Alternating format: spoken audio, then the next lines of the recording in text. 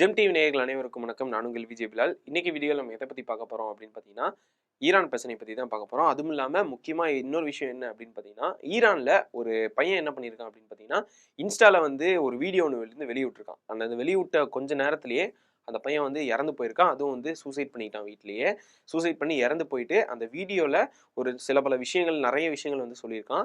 அது என்ன விஷயங்கள் சொல்லியிருக்கான் அது மட்டும் இல்லாமல் இப்போ இந்த போர் ஒரு பக்கம் பேச்சுவார்த்தை நடந்துட்டு இருக்கு, 2 நாடுகளும் சமரசமா போயிட்டாங்க அப்படிங்கிற ஒரு டாக் இருந்தாலுமே இப்போ வெளியே வந்திருக்க செய்திகளின்படி பார்த்தீங்கன்னா அங்கே இன்னுமே வந்து போருக்கு எல்லாமே தயார் நிலையில ஒவ்வொரு நாளும் அதிகப்படுத்திட்டே போயிட்டு இருக்காங்க அப்படிங்கிற மாதிரியான செய்தி இருக்கு.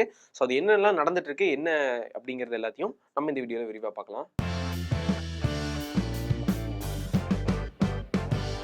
நம்ம நேத்து வெளிவந்த செய்திப்படி பார்த்தீங்கன்னா, அதாவது ஹமாஸா இருக்கட்டும், ஹிஸ்புல்லாவா இருக்கட்டும், இந்த எல்லா அந்த குழுக்கள் ஈரானுடைய மத்த சின்ன சின்ன குழுக்களா இருக்கக்கூடியவங்க எல்லாத்துக்குமே வந்து ஈரான்ல இருக்கக்கூடிய நிறைய அணு ஆயுதங்களா இருக்கட்டும், நிறைய நியூக்ளியர் ஃபெசிலிட்டிஸா இருக்கட்டும், அதுக்கப்புறம் அது வச்சு நிறைய கிரியேட் பண்ண நிறைய ஆயுதங்களா இருக்கட்டும், இது எல்லாமே வந்து சப்ளை பண்ணிட்டு இருக்காங்க. அதாவது அமெரிக்கா ஒருவேளை தாக்கிட்டாங்கன்னா, இஸ்ரேல் வந்து இஸ்ரேல் அடிக்கிறதுக்காக இந்த குழுக்களை எல்லாம் தயாரா வச்சிருக்காங்க. ஏன்னா இஸ்ரேல் அடிச்சா அமெரிக்கா அமைதியாக இருக்கிற வாய்ப்புகள் இருக்கு. அவங்களுக்கு ஏதாவது ஆகும் அப்படிங்கறதுக்காகவே வந்து இஸ்ரேலை அமெரிக்கா வந்து ஈரான் அடிச்சா இஸ்ரேலை வந்து இந்த குழுக்கள் எல்லாமே அடிப்பாங்க அப்படிங்கிற ஒரு பிளான் ஒன்று போட்டு வச்சிருக்காங்க ஈரான் அப்படிங்கிறத வந்து நம்ம போன வீடியோவில் பார்த்தோம். ஆனால் இப்போ வந்து அந்த பிளானுக்கு இன்னும் எக்ஸிக்யூட் பண்ணுற மாதிரி, அதாவது இன்னுமே அதை மேம்படுத்துற மாதிரி ஆயுதங்கள் ஃபர்ஸ்ட் கொடுத்தது மட்டும் இல்லாமல் இன்னுமே நிறைய புது வகையான ட்ரோன்களாக இருக்கட்டும் அது வந்து உபயோகப்படுத்துறதுக்கு அங்கே இருக்கக்கூடிய நிறைய பேரை வந்து இங்கே ஈரானை சேர்ந்தவங்க நிறைய பேர், அதாவது ஈரானை சேர்ந்த ஆர்மியாக இருக்கட்டும் அவங்க எல்லாரும் வந்து சில பேர் வந்து இவங்க கூட போய் இப்போ இங்கே ஆர்மியில் இருக்கிறவங்க சில பேர் எல்லாமே வந்து இப்போ ஹிஸ்புல்லா ஹவுதிகள் இந்த மாதிரியான குழுக்கள் கூட போய் ஒரு சில பேர் வந்து கலந்துக்கிட்டு அது உள்ள போரில் இப்போ போர் நடந்துச்சுன்னா அவங்க உள்ள பங்கேற்பாங்களா என்ன அப்படிங்கிறது தெரியல. ஆனால் உள்ள அவங்களுக்கு வந்து இதெல்லாம் எப்படி கண்ட்ரோல் பண்ணணும், இப்போ ட்ரோன்ஸ் மூலிமா எப்படி தாக்குறது, எந்த மாதிரியான இதெல்லாம் உபயோகப்படுத்துறது அப்படிங்கிறது எல்லாமே வந்து அவங்களுக்கு சொல்லி கொடுத்துட்டு இருக்காங்க, அவங்களுக்குலாம் இது பண்ணுறாங்க அப்படிங்கிற மாதிரியான ஒரு செய்தி வந்து அமெரிக்கா சைட்ல இருந்தக்கூடிய பிரஸ்ல இருந்தெல்லாம் வெளியே வந்துருந்துச்சு. இப்போ ஈரான் சைட்ல இருந்து பல விஷயங்கள், அதாவது அல் ஜசீரா அந்த மாதிரியான பத்திரிகைகள் இருந்து வெளியே வந்த செய்திகள் என்ன அப்படின்னு பார்த்தீங்கன்னா, ஈரான்ல வந்து இந்த மாதிரி போராட்டங்கள் நடக்குது, மக்கள் வந்து அநியாயமா கொல்லப்படுறாங்க, அதுவும் இல்லாமல் மக்களுக்கு வந்து நான் உதவுறேன் அப்படின்னு சொல்லி ட்ரம்ப் இந்த மாதிரியான சில வேலைகளை வந்து பண்ணிட்டு இருக்காரு. இங்கேயுமே வந்து போர் இந்த மாதிரி நான் தொடர்ந்து நடத்துவேன், நீங்க வந்து சீக்கிரமே வந்து இந்த பேச்சுவார்த்தைக்கு இந்த அணு ஆயுத சம்பந்தமா போட்ட ஒப்பந்தத்துக்கு இது எல்லாத்துக்கும் ஈரான் ஒத்துக்கிட்டே ஆகணும், அப்படி இல்லைன்னா சீக்கிரமே வந்து ஈரான் இன்னொரு போர் வந்து மிகப்பெரிய ஒரு அமெரிக்காவுடைய மிகப்பெரிய ஒரு அடியை வந்து சந்திக்கிற மாதிரியான வாய்ப்பு வரும் அப்படின்னு சொல்லி ட்ரம்ப் நிறைய விஷயங்கள் வந்து பேசிட்டு இருக்காரு. சோசியல் மீடியாவில் அது இதுன்னு எல்லாத்துலேயும் ஓப்பனாக சொல்றது இந்த மாதிரி விஷயங்கள்லாம் பண்ணிட்டு இருக்காரு.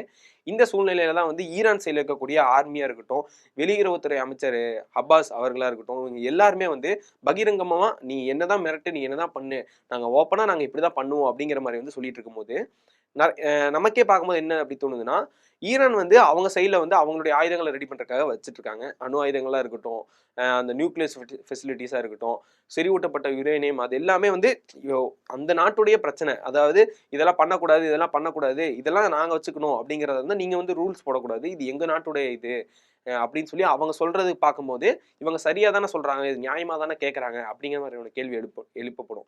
ஏன்னா என்னதான் அவங்க இது பண்ணாலும் ஓரளவுக்கு அணு ஆயுதங்களை பத்தி ஒரு ஒப்பந்தம் போட்டா ஓகே, ஆனா இந்த திங்ஸ் எல்லாம் நீங்க வச்சுக்கணும், அதை வச்சு நீங்க இதெல்லாம் உருவாக்க கூடாது, நீங்க எல்லாம் இதெல்லாம் உருவாக்கணும் அப்படின்னு சொல்லி ஒரு ரூல் மாதிரி போடுறது வந்து இது அந்த நாட்டுக்கு சேர்ந்தது அப்படின்னு சொல்லி அவங்க கேட்கறது ஒரு நியாயமான கேள்வியா இருந்துச்சு. ஆனா இப்போ அங்க இருக்கக்கூடிய ஒரு பையன், அதாவது ஈரான்ல சேர்ந்து இருக்கக்கூடிய ஒரு இளைஞர் ஒருத்தர் வந்து ஒரு இன்ஸ்டாகிராம்ல, அதாவது சோசியல் மீடியால வந்து ஒரு வீடியோ ஒன்று போஸ்ட் பண்றாரு.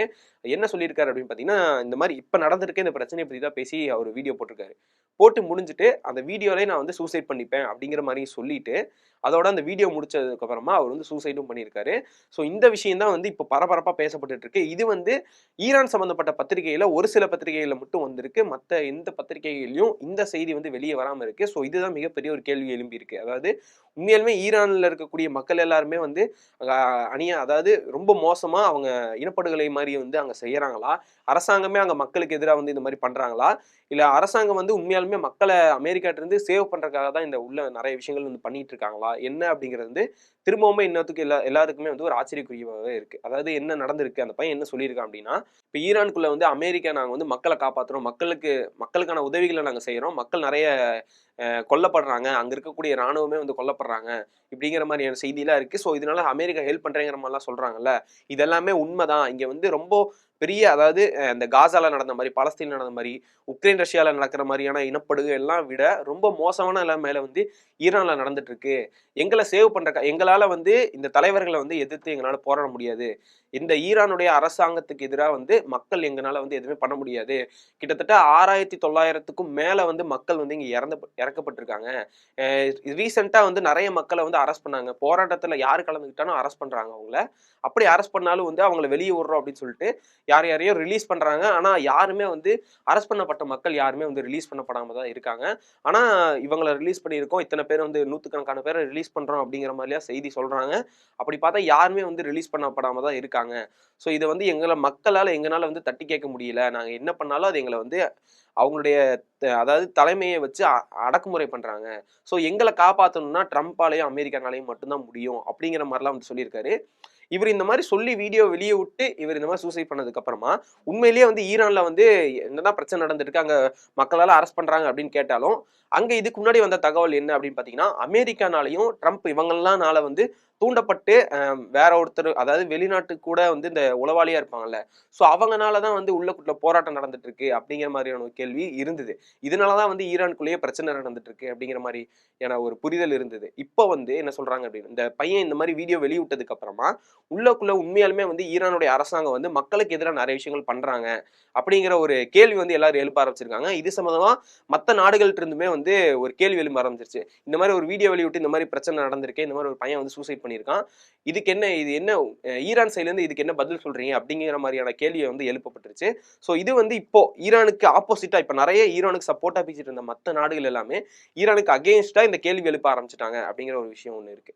ஸோ இப்படி இருக்கும்போது இந்த வீடியோக்கு வந்து அமெரிக்கா சைட்ல இருந்து ஏதாவது சொல்லுவாங்கல்ல, ஏன்னா இந்த மாதிரி நார்மலா ஏதாவது ஒன்று மக்கள் அங்கே ஏதாவது ஒரு ஆச்சுனாலே வந்து ஈரான் ஏதாவது பண்ணிடுவேன் அப்படிங்கிற மாதிரி மிரட்டிட்டு இருக்காங்க. ஸோ இந்த மாதிரி நடக்கும்போது இப்படி ஒரு வீடியோ வெளியிட்டு ஒரு பையன் வந்து இறந்து போயிருக்கான் அப்படிங்கும்போது அந்த நியூஸ் வெளியே வரும்போது அது சம்மந்தமா ஏதாவது சொல்லியிருப்பாங்கல்ல. ஏன்னா அமெரிக்கா ஊடகங்களா இருக்கட்டும், மற்ற ஊடகங்களா இருக்கட்டும், எல்லாத்துலயுமே வந்து இந்த நியூஸ் வெளியே வந்திருக்கு. அப்படிங்கும்போது அமெரிக்கா சைட்ல இருந்து என்ன சொல்றாங்க அப்படின்னு பாத்தீங்கன்னா, இந்த மாதிரி வந்து அந்த ஒரு இளைஞன் வந்து இறந்து போயிருக்கான், அங்க இருக்கக்கூடிய தலைமை சரியில்லை, அயதுல்லா கமேனியை பத்தி நிறைய திட்டுற மாதிரியான விஷயங்களா இருக்கட்டும், ஓப்பனா அவரை பத்தி பேசுற மாதிரியான விஷயங்களா இருக்கட்டும், இதெல்லாம் வந்து ட்ரம்ப் முன் வச்சுட்டு சீக்கிரமே வந்து நீங்க ஒப்பந்தம் இதுக்கு நீங்க வந்து ஒத்துக்கிறீங்க, அது எனக்கு புரியுது, ஆனா ஒத்துக்கிற சமயத்துல அதாவது ஒப்பந்தத்துக்கு ஒத்துக்கிறேன்னு சொல்லிட்டு அதே நேரத்துல பின்னாடி வேற விஷயங்கள்லாம் வந்து நீங்க பண்ணிட்டு இருக்கீங்க, மக்களை இன்னுமே துன்புறுத்திட்டு இருக்கீங்க, இதை வந்து நாங்க பார்த்துட்டு சும்மா இருக்க மாட்டோம் அப்படிங்கிற மாதிரிலாம் ட்ரம்ப் வந்து ஒரு சில விஷயங்கள்லாம் வந்து கலந்து இந்த மாதிரி கொஞ்சம் ஓப்பனா வந்து அயதுல்லா கமேனி அவரை வந்து திட்டுற மாதிரியும், இந்த மாதிரி விஷயங்கள்லாம் வந்து அங்க இருக்கக்கூடிய தலைமைகளை வந்து திட்டுற மாதிரியும், அங்க இருக்கக்கூடிய அரசை திட்டுற மாதிரியும் இந்த மாதிரி விஷயங்கள்லாம் நிறைய வந்து பேசியிருக்காரு.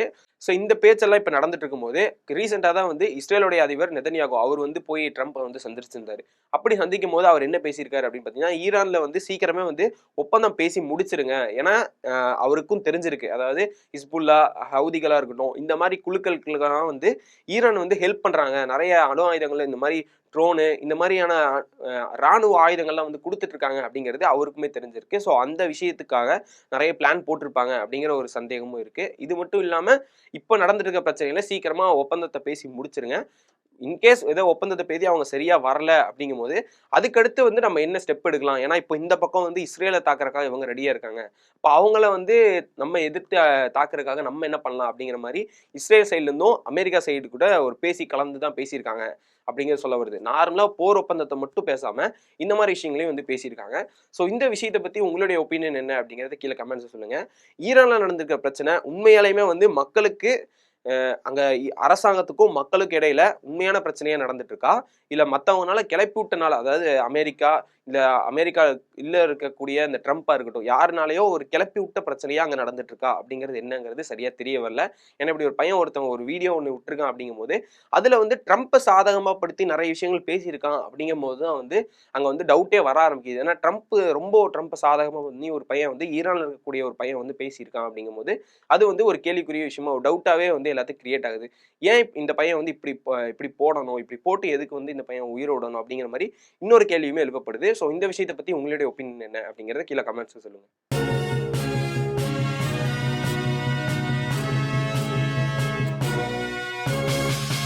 உடனுக்குடன் அப்டேட் தெரிந்து கொள்ள ஜெம் டிவி தமிழ் ஆப்பை இன்ஸ்டால் செய்யவும்.